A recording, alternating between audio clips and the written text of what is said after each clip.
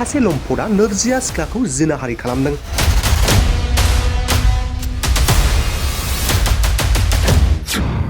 जिनाहारि खालामग्रा लम्पटआ जेलनि आलासि जानांबाय।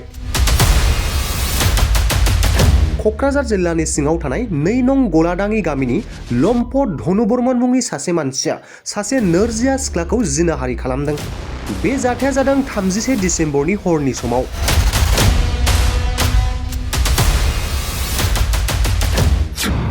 हरनि समावनो लम्पट धनु बर्मनखौ पुलिसआ खायो।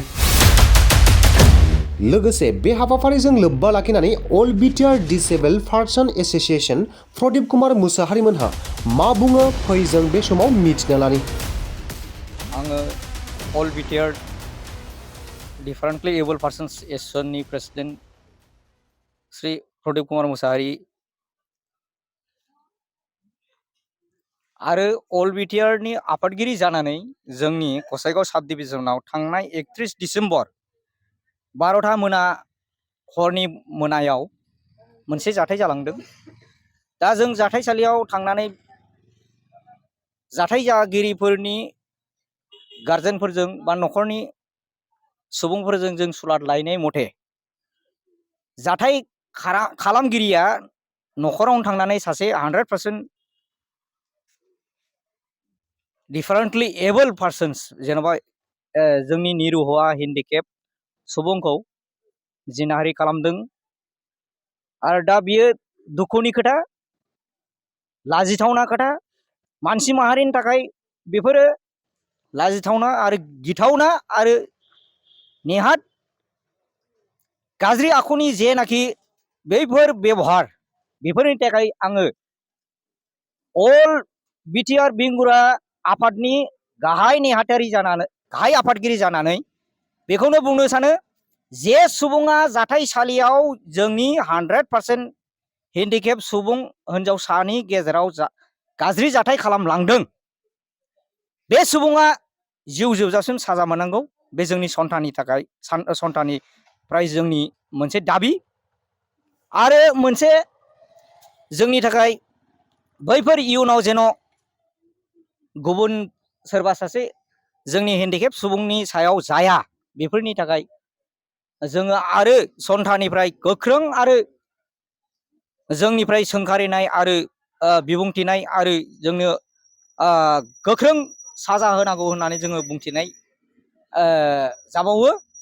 इयुनाव जेन' बैफोर जाथाया जेन' जालाङा आरो जाबाय थाया आरो जेन' सेस्था खालामनो नाजायोब्लाबो जेन' आयेननि गेजेरजों बै सुबुंफ्रा जेन' जोबथेसालियाव थानानै साजा मोननांगौ जिउ जोबजासिम।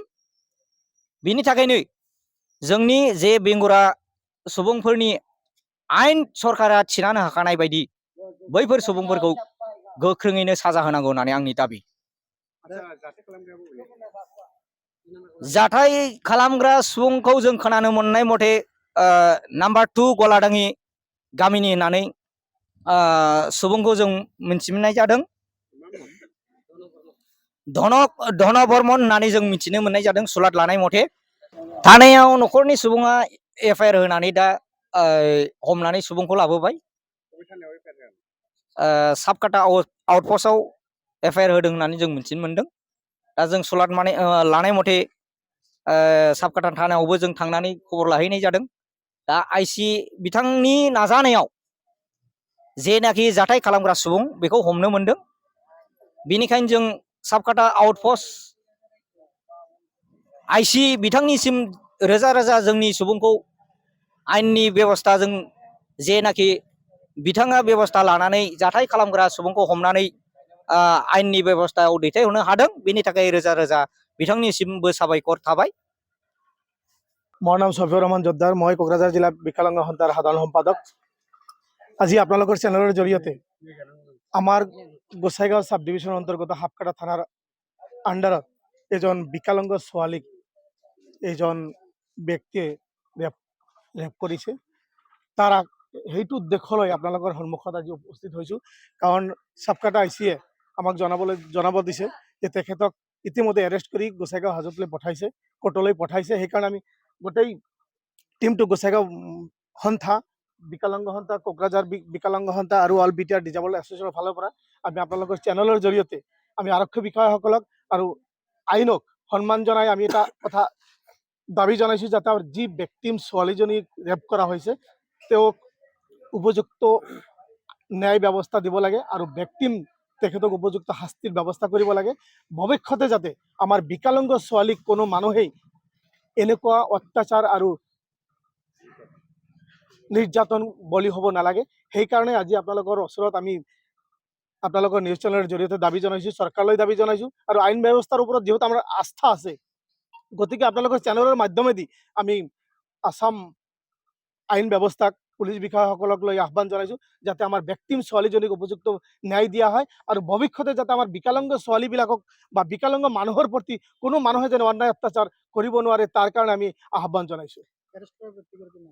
এৰেষ্ট কৰা ব্যক্তিগৰাকীৰ নাম হ'ল ধন বৰ্মন। আমি জনামতে ধন বৰ্মন, তেওঁৰ বয়স 35 মান হ'ব। ঘৰ আছিলে নম্বৰ 1 গোলাডাঙ্গি, নাম্বাৰ 2 গোলাডাঙ্গি।